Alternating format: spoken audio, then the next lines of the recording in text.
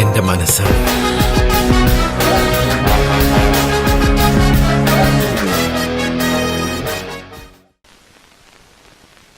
പറയട്ടെ.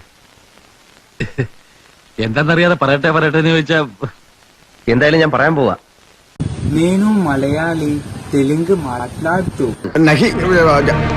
నేను నిన్న ప్రియమైన ఛాలెంజింగ్ స్టార్ నాకుని നീ വിഷയത്തേക്ക് പാടാമായണ്ടി.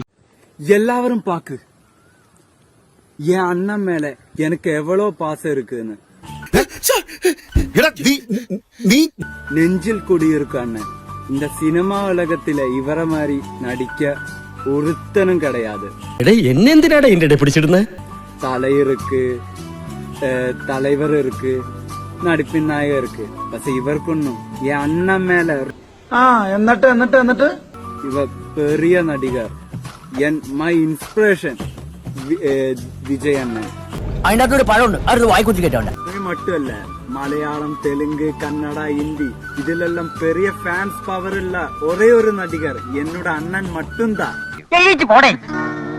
അങ്ങനെ ധൂമ് ഫസ്റ്റ് ഇറങ്ങി, സെക്കൻഡ് ഇറങ്ങി, തേർഡ് ഇറങ്ങി.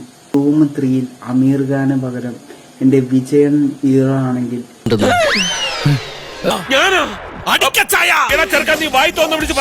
ധൂമ് 3യിൽ അമീർ ഖാന് പകരം എന്റെ വിജയൻ ഹീറോ ആണെങ്കിൽ വിവരക്കേട് തന്റെ കൂടപ്പറപ്പാ.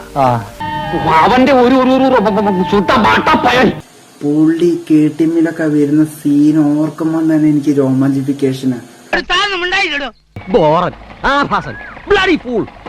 പോലീസൊക്കെ വിജയണ്ണനെ പിടിക്കാൻ പോകുമ്പോ വിജയണ്ണൻ ചേസ് ചെയ്യുന്ന ആ സീനൊക്കെ ഓർക്കുമ്പോൾ തന്നെ വേറെ രോമാഞ്ചിഫിക്കേഷനാ.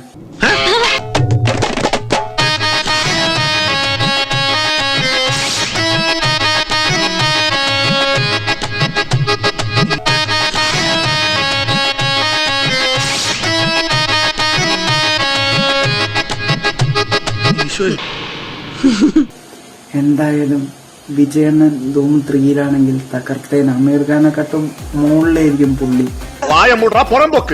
ഈ തല വെറും ഒരു അലങ്കാരം മാത്രമെന്നാ ഞാൻ ധരിച്ചത്.